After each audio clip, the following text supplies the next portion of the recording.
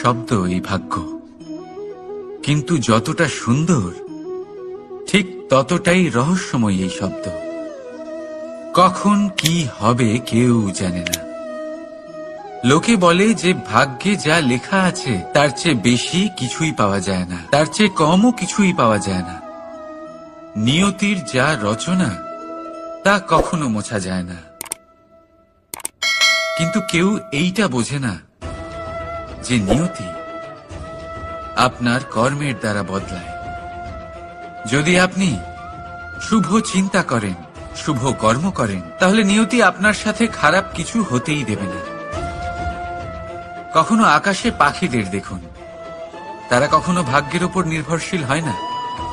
যতই ঝড় আসুক, যতই তীব্র হাওয়া দিক, ঘুরতে থাকে, একটা জিনিস জড়ো করে নিজের সৌভাগ্য, নিজের বাসা নিজেই তৈরি করে। নিজের সন্তানের জন্ম দেয়, তাকে লালন পালন করে, নিজেই তাকে উড়তে শেখায়, কখনোই ভাগ্যের উপরে নির্ভরশীল হয় না সে। এই বিষয়টা আমাদেরও শিখতে হবে। তাই মনে রাখবেন, আপনার ভাগ্য নিয়তির লিখন নয়। আপনার ভাগ্য তাই যেটা আপনি দিনের পর দিন আপনি নিজেই লেখেন। কিছু নিজে পরিশ্রম করে, কিছু নিজের ভাবনার জোরে। রাধা রাধা। মানুষের স্বভাব হলো যে সে সবসময় নিজে বলতে চায়, কারুর কথা শুনতে চায় না।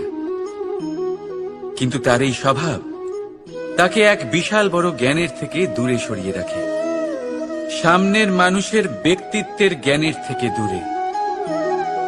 তাই যদি আপনি কাউকে চিনতে চান, কাউকে বুঝতে চান, তাকে থামাবেন না, শুধু বলতে দিন। কারণ একজন ব্যক্তির ব্যক্তিত্ব লুকিয়ে থাকে তার কথার মধ্যে, আর তার আসল পরিচয় লুকিয়ে থাকে তার শব্দের পেছনে। বলতে দিন, আস্তে আস্তে আপনি সব বুঝতে পারবেন।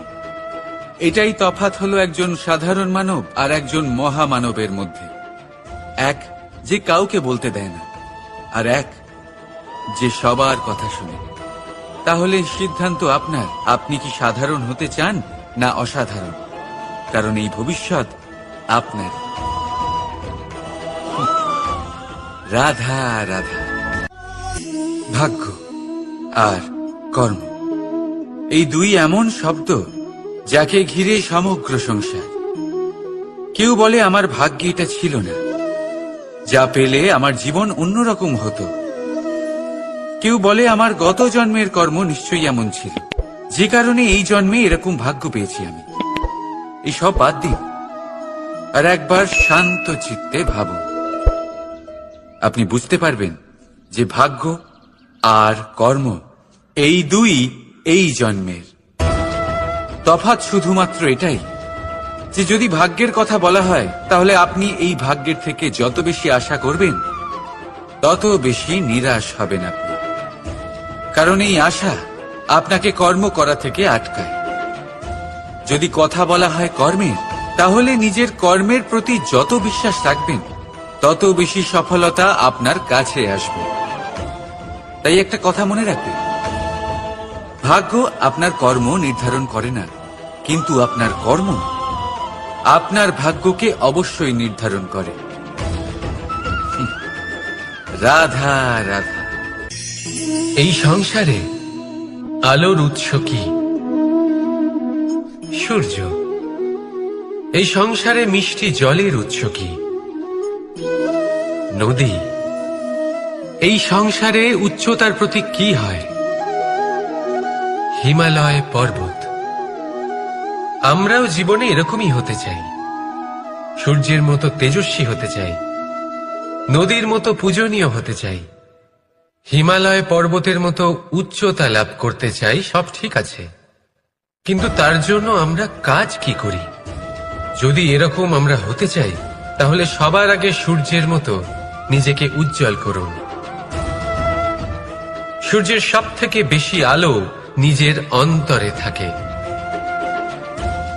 নদীর মতো নিজের পথ নিজেই তৈরি করুন। পাথরের সাথে ধাক্কা খাওয়ার পরেও থেমে না যাওয়া শিখুন। হিমালয় পর্বতের মতো উচ্চতা লাভ করতে হলে সেটার মতো অটল থাকতে শিখুন। একটা কথা অবশ্যই মনে রাখবেন, নিজেকে জ্বালাবেন তবেই সংসারকে আলোকিত করতে পারবেন। রাধা রাধা। প্রতীক্ষা, প্রয়াস, এই দুই জীবনের অভিন্ন অঙ্গ। দেখতে গেলে আমরা জীবনে কারোর না কারোর প্রতীক্ষা অবশ্যই করি। সে কোনো ব্যক্তি হোক বা সময় হোক বা কোনো ভাবনা, সবকিছুই হতে পারে। আর দেখতে গেলে সব সময় কেউ না কেউ কিছু প্রয়াসও করে চলেছে। যেমন সাফল্য আসার প্রতীক্ষা, বিফলতা যাতে না আসে তার জন্য প্রয়াস, সুখ আসার প্রতীক্ষা, দুঃখ যাতে না আসে তার জন্য প্রয়াস। এবার প্রতীক্ষা আর প্রয়াসের মধ্যে এক ঘনিষ্ঠ সম্পর্ক রয়েছে, আর তা হল যিনি প্রতীক্ষা করেন তিনি ঠিক তাই পান যা একজন প্রয়াস করা ব্যক্তি পেছনে ফেলে আসে। তাই প্রতীক্ষা নয়, প্রয়াস করুন। এই প্রয়াসের মধ্যেই সুখের চাবিকাঠি রয়েছে। রাধা রাধা। মানুষ কর্ম করেন।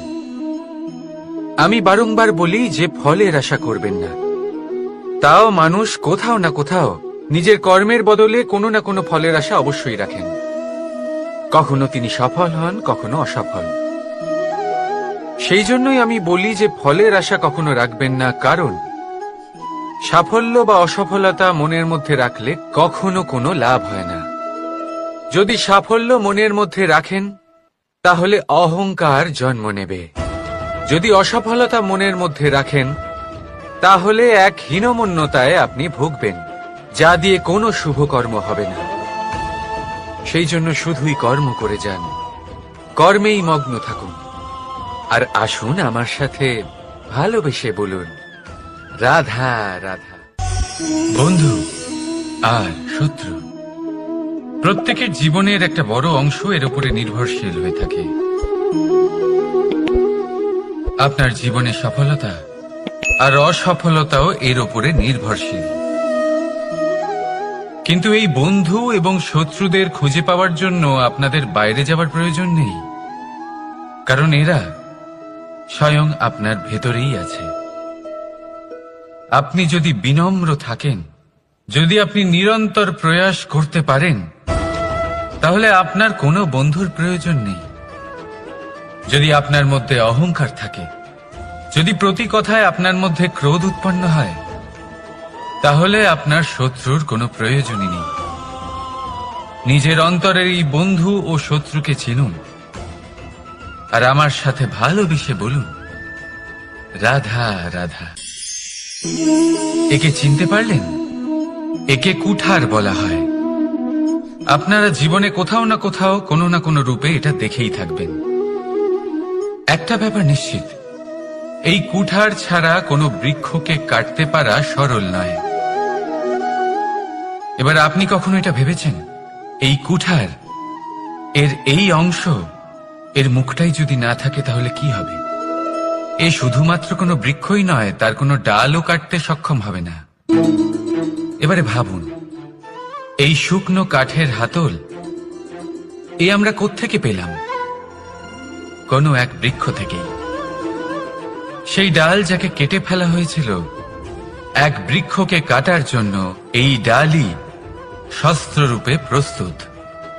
আমাদের জীবনে আমাদের প্রিয়জন, আমাদের আপনজন যখন সময় কখনো কখনো তাদের সঙ্গ না দেয়, যদি তারা দৈন্য দশায় থাকেন, তাহলে তাদের সঙ্গ কখনো ছাড়বেন না। ওনাদের প্রয়োজন শুধুমাত্র মনোবল। তা তাদের দিন, তাদের সাহায্য করা আপনার কর্তব্য।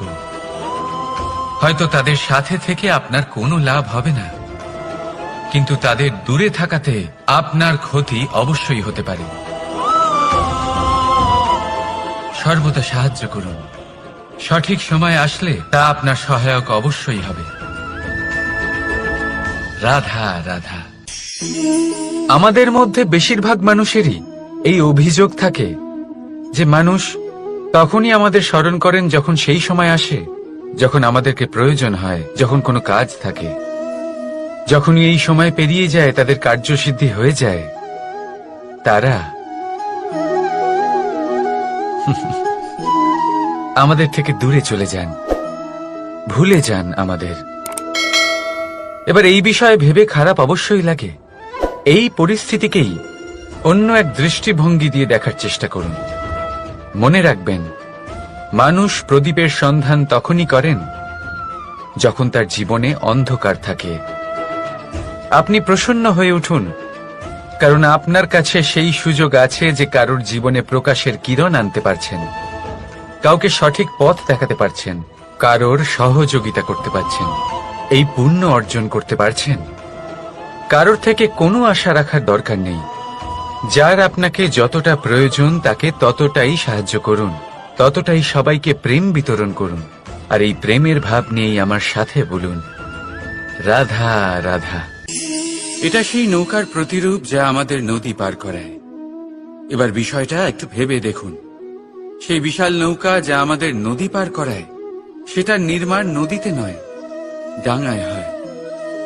আর যদি আমরা এটাকে নদী অবধি পৌঁছতে চাই, তাহলে আমাদের দরকার পড়ে কোনো গরুর গাড়ির অথবা ঘোড়ার গাড়ির। তার সাহায্যে একে বহন করা হয়। এবার পথে যদি কোনো জলধারা আসে, কোনো নদী আসে, আর সেটাকে পার করতে হয়, তাহলে তখন সেই নৌকার ওপরে গাড়ি রাখা হয়, তারপর তাকে পার করা হয়। অর্থাৎ এই যাত্রা দুজনের সংযোগ ছাড়া সম্পূর্ণ হতেই পারবে না। সেই জন্যই এই প্রবাদ আছে, কখনো নৌকা তো কখনো গাড়ি। আমাদের সম্পর্কের মধ্যে অতি আবশ্যক, আমাদের সম্পর্কের মধ্যে অত্যন্ত গুরুত্বপূর্ণ হল সংযোগ। সবসময় একসাথে চলা, সংযোগ স্থাপন করা। সবসময় সুখী থাকবেন। রাধা রাধা। পুস্তক, পুস্তক থেকে আমরা কি না শিখতে পারি। জ্ঞান হোক, বিজ্ঞান হোক, ইতিহাস হোক, সব শিখতে পারি। কথায় আছে, একটা ভালো পুস্তক, একটা ভালো গ্রন্থ পাওয়া তা 100 ভালো বন্ধু পাওয়ার সমান। কিন্তু যদি একটা ভালো বন্ধু পাওয়া যায়, তাহলে তা গোটা গ্রন্থাগারের সমতুল্য। সে আপনাকে কর্মের বিষয় জ্ঞান দেয়, সাফল্যের রসায়ন শিক্ষা দেয়। সে আপনাকে ইতিহাসে অমর করে রাখবে। শুধু তাই নয়, সে আপনাকে শুধু পথই দেখাবে না, সেই পথে আপনার সাথে সঙ্গী হয়ে চলবে সে। সেই জন্য জীবনে যদি কোনো ভালো বন্ধুকে পাশে পান, তাহলে তাকে আপন করে রাখবেন, তাকে সামলে রাখবেন। জীবন সহজ হয়ে যাবে। রাধা রাধা। বর্ষা ঋতু শুরু হলেই পাখিদের মধ্যে চাঞ্চল্য বেড়ে যায়। আর সেটা হবে নাই বা কেন? বাসা ভেঙে যায়, বৃক্ষ ভেঙে পড়ে। প্রত্যেক পাখি তার থাকার জন্য একটা নতুন জায়গার, একটা ছায়ার, একটা ছাদের খোঁজে থাকে। শুধু একটা পাখি এসব কিছুই করে না। না তো তার এসব সমস্যা নিয়ে কোনো চিন্তা থাকে, না কোনো দরকার পড়ে। আর সেই পাখি হলো বাজ। সেই সব সমস্ত ছোটখাটো সমস্যার থেকে অনেক দূরে ওপরে উড়ে বেড়ায়, মেঘের থেকেও অনেক উঁচুতে। তাই এই সব ছোটখাটো সমস্যা যা আপনার জীবনে এসে থাকে, এই সব নিজের চারপাশকে ঘিরতে দেবেন না। নিজের চিন্তা ভাবনাকে অনেক উঁচুতে রাখুন। আপনার সমস্ত সমস্যা নিজে থেকেই নিচে চলে আসবে। রাধা রাধা। কোন ব্যক্তির ব্যক্তিত্ব কিভাবে তৈরি হয়? আপনার কি মনে হয় যে ব্যক্তি জন্ম থেকে তার স্বভাব নিয়ে জন্মায়? নাকি আপনার মনে হয় যে এই প্রকৃতি ব্যক্তির জন্য তার নিয়তি রচনা করে? না, এরকম একেবারেই হয় না। আমি আপনাকে বোঝাচ্ছি। যখনই বৃষ্টি পড়ে কোনো বিন্দুর দিকে দেখবেন। এবার এই বিন্দু যেখানে পড়ছে তার উপরে নির্ভর করছে তারপর কি হবে। যদি এই বিন্দু পড়ে কোনো ক্ষেতের ওপরে, তাহলে কোনো নতুন ফসলের জন্ম দেবে। যদি সে গরম কড়াইতে পড়ে, তাহলে বাষ্পীত হবে। যদি সে কোনো সাপের মুখের ভেতরে পড়ে, তাহলে বিষ তৈরি হবে। ঝিনুকের ভেতরে পড়লে মুক্তো তৈরি হবে। যদি কোনো পাতার ওপরে পড়ে তাহলে শিশির তৈরি হবে, একই বিন্দু, কিন্তু তার সঙ্গত তার ভবিষ্যৎ এবং ব্যক্তিত্ব নির্ধারণ করবে। এবার এটা তো শুধুমাত্র এক বিন্দু, তার কাজ হলো শুধুমাত্র পড়া, কোথায় সেটা সেও নির্ধারণ করতে পারে না। কিন্তু আপনি হলেন মানুষ, আপনি বাছাই করতে পারবেন যে আপনার সঙ্গী কারা হবে, কাদের সাথে আপনি মেলামেশা করে বড় হবেন। তাই তা ভালোভাবে করুন, কারণ এই নির্বাচন আপনার হাতে, কারণ এই জীবন আপনার, ভবিষ্যৎ আপনার। এবার আপনি মহান হতে চান কি না তার নির্ণয় আপনাকেই করতে হবে। আসুন আমার সাথে ভালোবেসে বলুন, রাধা রাধা।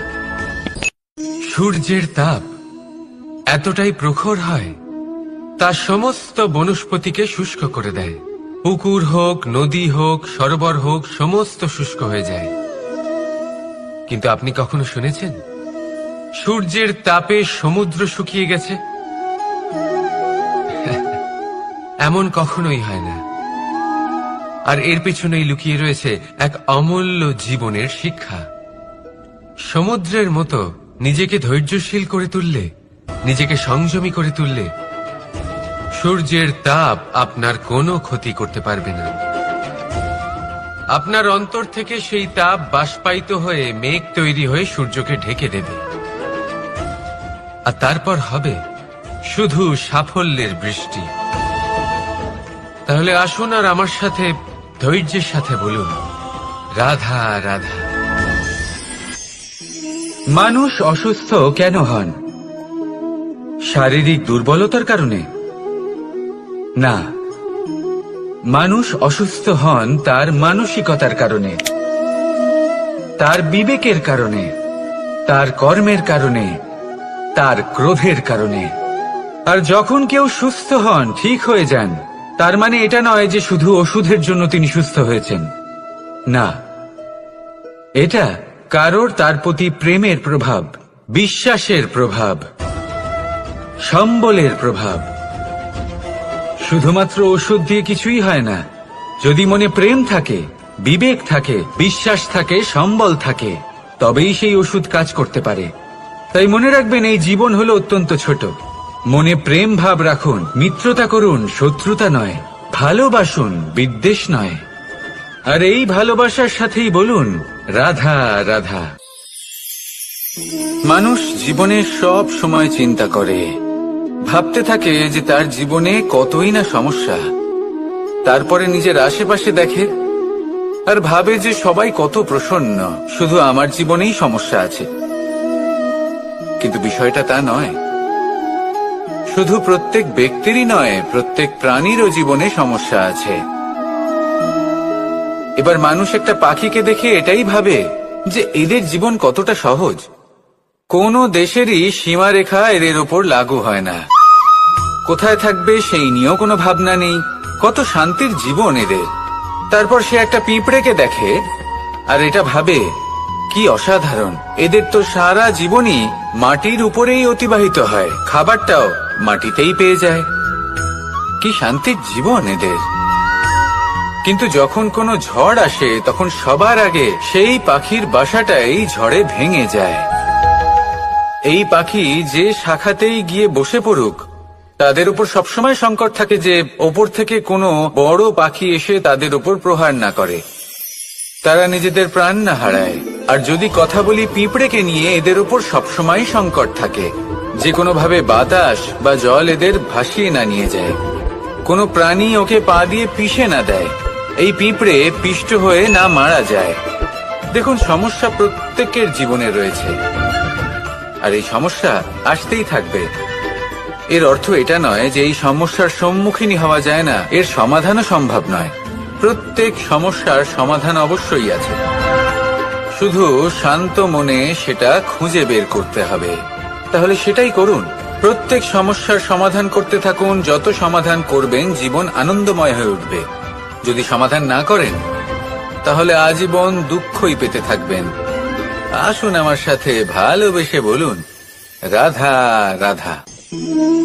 কর্ম, ধর্ম আর কর্তব্য, এই তিনটি একে অপরের সাথে জড়িত।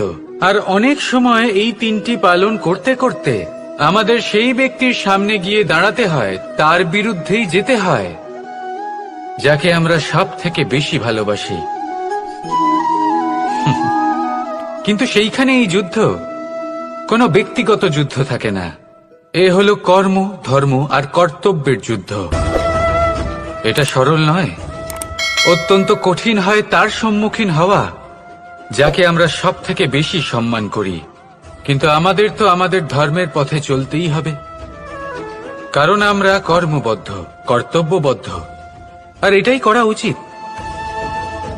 শুধু এটুকু মনে রাখবেন, যদি আপনার উদ্দেশ্য শুভ হয়, আপনার ভাবনা শুভ হয়, আপনি যদি কর্ম, ধর্ম আর কর্তব্যের পথে অগ্রসর হন, তাহলে এই প্রক্রিয়াতে যদি আপনাকে আপনার আরাধ্যেরও সামনে দাঁড়াতে হয়, তাহলেও আপনার কোনো ক্ষতি হবে না। তাহলে আসুন আর আমার সাথে ভালোবেসে বলুন, রাধা রাধা। সাথী। সাথী এই শব্দটির ব্যাখ্যা কে কিভাবে করে? মিত্র, সখা, বন্ধু। কিন্তু অর্থ একটাই, তিনি যিনি আপনার সঙ্গী হন আর তিনি যার সাথী আপনি হন। এবার সব থেকে বড় প্রশ্ন হলো এটাই যে তিনি কে হতে পারেন যাকে আপনি আপনার সাথী বলে মেনে নিতে পারেন, নিজের সখা, নিজের মিত্র, নিজের বন্ধু মেনে নিতে পারেন। আপনার সাথী হলেন তিনি যিনি দুঃখের সময় আপনার পাশে থাকবেন, আপনার হাত ধরে থাকবেন। আপনার সাথী হলেন তিনি যার হাত আপনি নিজের সুখের দিনে ধরে থাকবেন। সেই সাথীরই হাত ধরুন যিনি দুঃখে সবসময় আপনাকে সাহায্য করার জন্য তৎপর হয়ে থাকেন, আপনার পাশে থাকেন, আর যাকে সুখের দিনে আপনি আপনার সাথে রাখতে পারেন। আর যখন আপনার সাথে আপনার এই সাথী থাকবে, তখন আপনি এটা বুঝবেন যে যখন জীবনে দুঃখ আসে, তখন এই দুঃখ কমে যায়, সবার মধ্যে ভাগ হয়ে যায়। আর যদি তখন সুখ আসে, তাহলে সেটা সবার উপস্থিতিতে আরো বেড়ে যায়। এটাই হলো প্রেম, এটাই হলো ভালোবাসা, এটাই হলো সঙ্গ, যেমন সম্পর্ক আমার আর রাধার মাঝে। তাহলে আসুন আর আমার সাথে ভালোবেসে বলুন, রাধা রাধা। মানুষ এক অত্যন্ত বিচিত্র প্রাণী। পরিকল্পনা করে, ষড়যন্ত্র করে, প্রচেষ্টা করে, কাউকে পরাজিত করার চেষ্টাও করে। সাপকে একটা দড়ি মনে করে হাতে চেপে ধরার চেষ্টা করে, কিন্তু একটা কথা বুঝতেই পারে না, সময়ের এই সাপ, এটা হাতে চেপে ধরাই যায় না। আর আপনি যা করবেন তা আবার ফিরে আসবে আপনারই সামনে। দেখুন, এতে কিছুই যায় আসে না যে আপনি কুম্ভকারের পুত্র নাকি কৃষ্ণের পুত্র। যদি আপনি অনুচিত কর্ম করেন, তাহলে আপনার সাথেও অনুচিতই হবে। অশুভ কর্ম করলে আপনার সাথেও অশুভই হবে। কুরু বংশ অত্যন্ত মহান বংশ ছিল। এই কুরু বংশ কি হলো তার সাথে?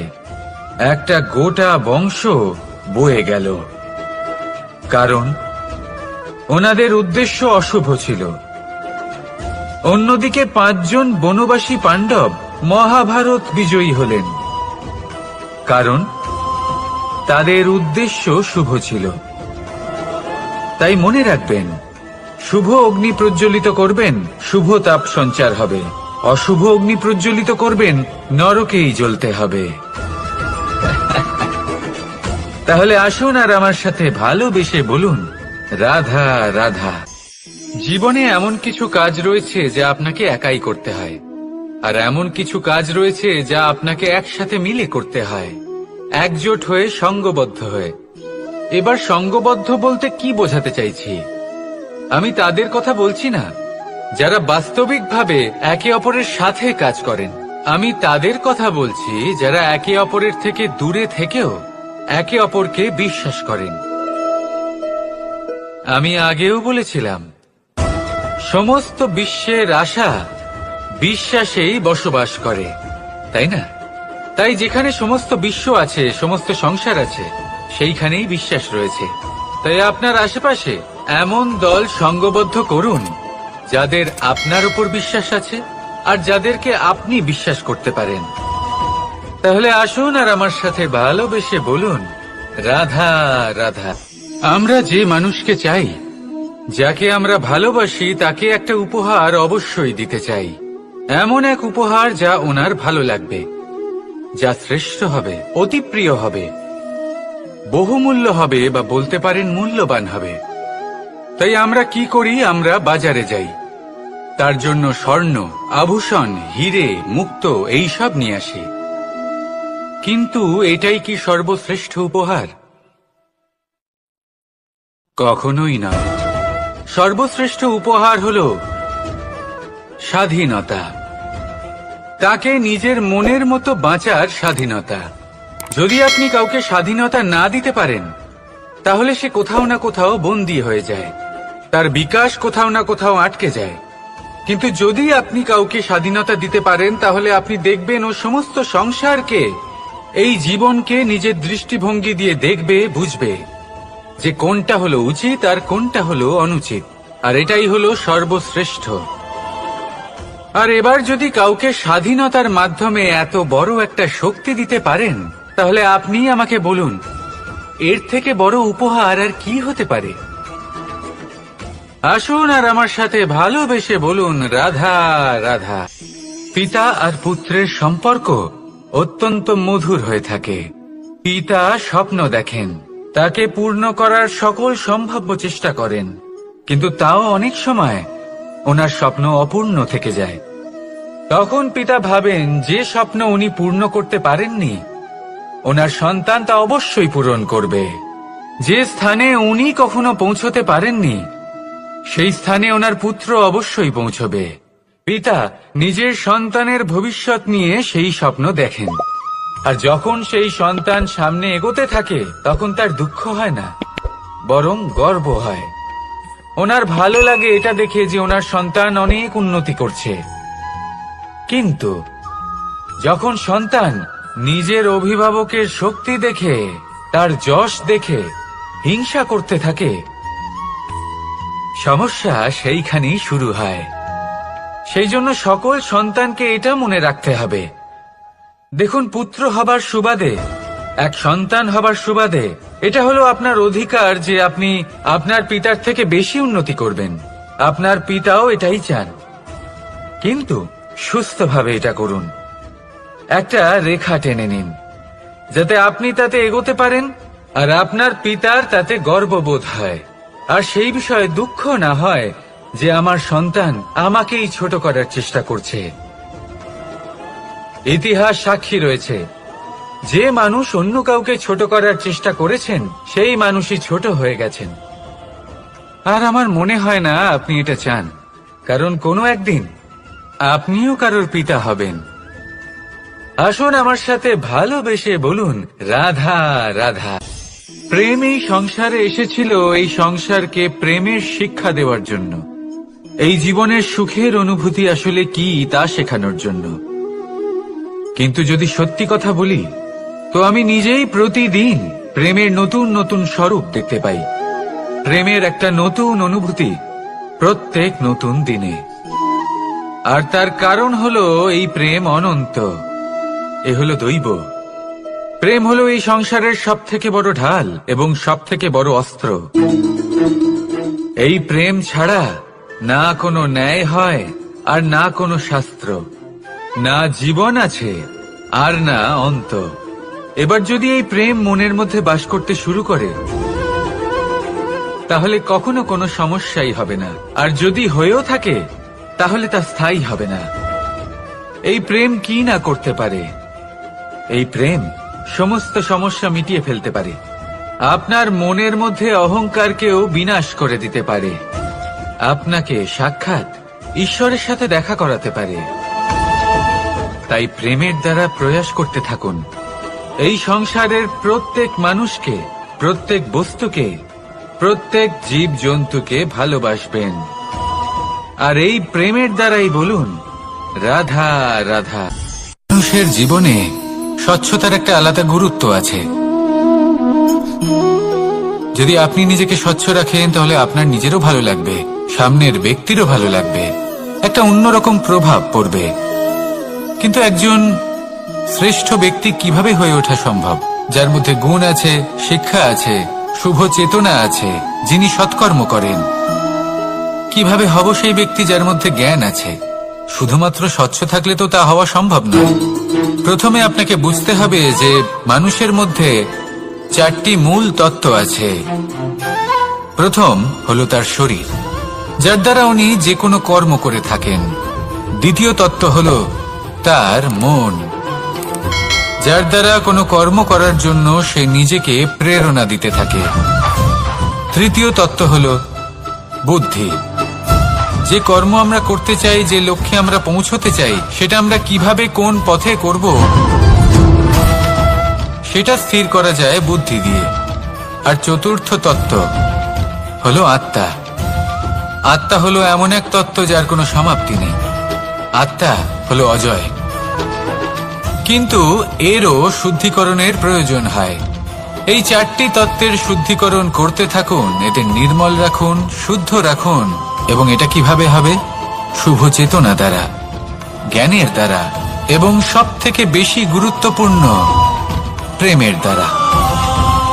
আসুন আমার সাথে ভালোবেসে বলুন, রাধা রাধা। মানুষ তার জীবনে শিক্ষা এবং প্রেম এই দুই লাভ করে তার মাতা, পিতা এবং গুরুর কাছ থেকে। কিন্তু মানুষ সব থেকে বেশি ভালোবাসে নিজের মাতাকে, কারণ মাতা খুব নির্মল চিত্তে ভালোবাসে, শান্ত মনে আমাদের অন্তরে শক্তির সঞ্চার করে থাকেন, আমাদের উৎসাহ দেন, বলশালী করে তোলেন। ব্যাপারটা কিন্তু এমন নয় যে আমরা নিজেদের বাবা বা গুরুকে ভালোবাসি না, তাদেরকেও আমরা অত্যন্ত ভালোবাসি, শুধু ওনাদের কঠোর ব্যবহার দেখলে আমরা একটু ভয় পেয়ে যাই।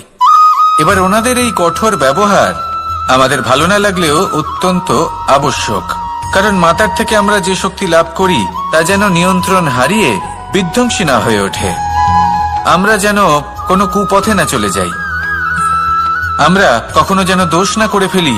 শুধু সেই জন্য পিতা এবং গুরু একটু কঠোর হয়ে ওঠেন, এবং ওনাদের এই কঠোর আচরণ ভবিষ্যতে গিয়ে আমরা অবশ্যই বুঝতে পারি। জীবনে কিছু বছর আমরা এগিয়ে যাই আর তারপর আমরা বুঝতে পারি যে বাবা এবং গুরু আমাদের যথেষ্ট ভালোবাসতেন, কিন্তু ওনাদের ভালোবাসার বহিঃপ্রকাশ আলাদা। প্রয়োজনীয় হলো এটা দেখার, এটা বোঝার যে শুরু থেকে আমাদের প্রতি ওনাদের আচরণ কেমন ছিল।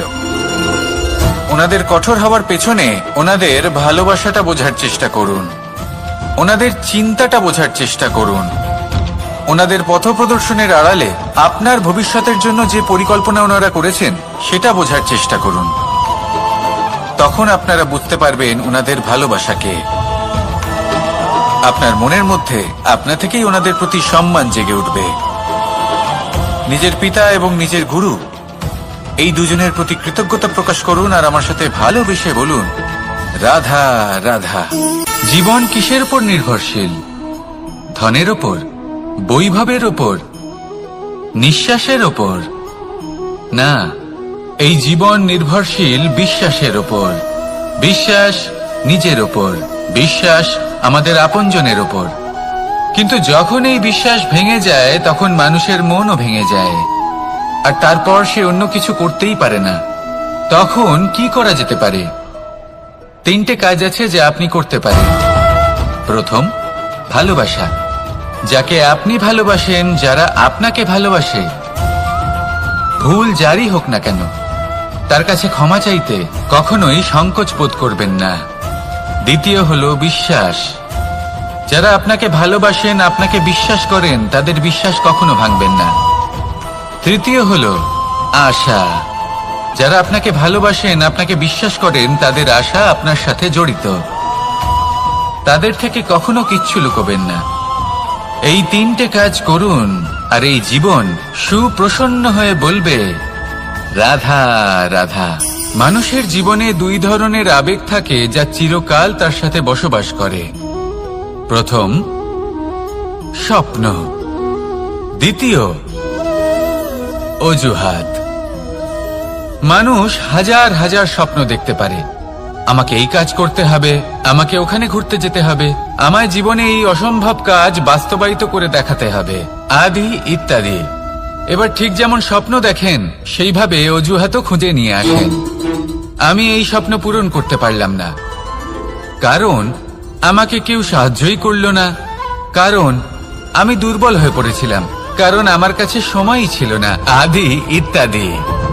এবার সাফল্য এবং অসফলতার মাঝখানে এই ধরনের সংঘর্ষ হতে থাকে। সাফল্য তখন লাভ করা সম্ভব যখন আপনার স্বপ্ন আপনার অজুহাতের থেকে অনেক বড় হয়, আর অসফলতা তখন পাবেন যখন আপনার অজুহাত আপনার স্বপ্নের থেকে অনেক বড় হয়। আপনি যদি সাফল্য লাভ করতে চান তাহলে চেষ্টা করতে থাকুন, পরিশ্রম করুন। যদি অসফল হন তাহলে ভয়ভীত হওয়ার কোনো প্রয়োজন নেই। নিজের ভুল বুঝুন, তাকে শুধরে নিন, আবার চেষ্টা করুন। কিন্তু যদি নিজের জীবনে অজুহাত নিয়ে আসেন তখন স্বপ্ন কখনো পূরণ হবে না। আসুন আমার সাথে ভালোবেসে বলুন, রাধা রাধা। ভয়ের সাথে আমরা সবাই পরিচিত, কষ্টও আমরা সবাই পেয়েছি। কখনো কখনো আমরা অসুস্থ হয়ে পড়ি, আর এমন সময় হলে মাতার মমতা, কখনো বাবার স্নেহ, কখনো বন্ধুদের পাশে থাকার অনুভূতি আমাদের রোগ নিরাময়ে সাহায্য করে। কখনো যদি আমরা নিরাশ হয়ে পড়ি, তখন যদি আমাদের কোনো আপনজন আমাদের দুটো ভালো কথা বলে, তখন আমাদের মনোবল বেড়ে যায়। ঠিক তেমন সংসারের এই রঙ্গমঞ্চে যদি আপনি পীড়িত অনুভব করেন, কিছু শুভ কথা আলোচনা করুন, কিছু স্তুতি গান করুন, কিছু মুহূর্তের জন্য হলেও নিজের ইষ্টদেবের কথা স্মরণ করুন আর প্রার্থনা করুন। সাহস বাড়বে, শক্তিও বৃদ্ধি পাবে এবং সামনে এগিয়ে চলার পথও দেখতে পাবেন। তখন এই মন প্রসন্ন হয়ে বলবে, রাধা রাধা। কখনো কখনো অন্ধকারের সাথে লড়াই করার জন্য আমরা প্রদীপ জ্বালাই। এতে প্রথমে সলতে রাখি, তারপর তেল ঢালি, তারপর আগুন জেলে এটা প্রজ্বলিত করি। তারপর একটা সময় আসে যখন এই প্রদীপ নিভে যায়। কারণটা কি? কারণ কি এটা যে প্রদীপের প্রকাশমান হওয়ার ক্ষমতা সমাপ্ত হয়েছে? না, এই যে আগুন আমরা দেখতে পাচ্ছি, এই আগুনের জন্য যে শক্তির প্রয়োজন হয় তা আসে এই তেল থেকে। যদি এই তেল সমাপ্ত হয়ে যায় তাহলে এই প্রকাশ তাও সমাপ্ত হয়ে যায়। আর আমাদের জীবনে এই তেল হলো আমাদের কর্ম, আর এই আগুন আর এর দ্বারা উৎপন্ন হওয়া প্রকাশ আমাদের ভাগ্য। যত আমাদের কর্ম ক্ষীণ হতে থাকবে, আমাদের ভাগ্য সৌভাগ্য কোথাও না কোথাও লুপ্ত হয়ে যাবে। যে উজ্জ্বল ভবিষ্যৎ আমরা চাইছি তা কখনো লাভ করতে পারবো না যদি কর্ম না করি। ঠিক যেমন তেল ছাড়া অগ্নি উৎপন্ন হয় না, তেমনি কর্ম ছাড়া সৌভাগ্য হয় না। আর যেমন কর্ম তেমন ভাগ্য। তাই সবসময় কর্ম করতে থাকুন, কর্ম করা থামাবেন না। আর আমার সাথে ভালোবেসে বলুন, রাধা রাধা। জীবনে তিনটি বিষয় আছে, তিনটি বস্তু আছে, তারা যেন আপনাকে কখনো বশে না করে নিতে পারে। প্রথম হলো ধন। ধন যতক্ষণ আপনি ব্যবহার করতে থাকেন, যতক্ষণ তা আপনার কাজে আসছে, ততক্ষণ ঠিক আছে, এই ধন আপনার কাছে অমৃত। কিন্তু যখন এই ধন আপনাকে ব্যবহার করতে শুরু করে, বুঝে যাবেন যে আপনার পতনের সময় শুরু হয়েছে। দ্বিতীয় বিষয়, ফেলে আসা অতীত। যাই করুন, আপনি অতীত পাল্টাতে পারবেন না, আর এই সত্যিটা আপনিও জানেন। কিন্তু তাও এর বশবর্তী আমরা হয়ে পড়ি। আর যখন তাই হয়, তখন এই সংসারে আমরা যেখানেই যাই না কেন, যত বড়ই সুখ লাভ করি না কেন, সেই সব আমাদের কাছে তিক্ত বলে মনে হয়। তৃতীয় বিষয়, আপনার আশেপাশের মানুষ ভিন্ন ভিন্ন ধরনের মানুষ হয়, যাদের চিন্তা ভাবনা এবং দৃষ্টিভঙ্গি ভিন্ন ভিন্ন প্রকারের। যদি এদের বশবর্তী আপনি হয়ে পড়েন, তাহলে কেউ বলবে এটা করো, এটা ভালো। কেউ বলবে এটা করো না, ওটা করো, ওটা ভালো কাজ। কেউ বলবে এই দুটোই করো না, অন্য কিছু করো। এই কথাগুলিতে আপনি এতটাই জড়িয়ে পড়বেন যে আপনি লক্ষ্য ভ্রষ্ট হয়ে পড়বেন। তাই এই তিন বিষয় থেকে সাবধানে থাকবেন। যদি কোনো কিছু বশ করতে হয়, তাহলে আপনাকে বশ করতে হবে আপনার আজকে, নিজের বর্তমানকে। এটা খুব প্রয়োজনীয়। এটা ভাববেন যে এই সময়ের সদ্ব্যবহার আমি কিভাবে করব, সময়কে শাসন কিভাবে করব, ওই কর্ম কিভাবে করব যাতে ভবিষ্যতে কখনো আমার আফসোস না হয়, বরং এই সংসার আমাকে নিয়ে গর্ব করবে, সেই কর্ম করুন। আর যখন আপনি এটা শিখে নেবেন, তখন আপনি নিজেই নিজেকে প্রকৃত অর্থে ভাগ্যশালী করে তুলবেন। আসুন আমার সাথে ভালোবেসে বলুন রাধা রাধা।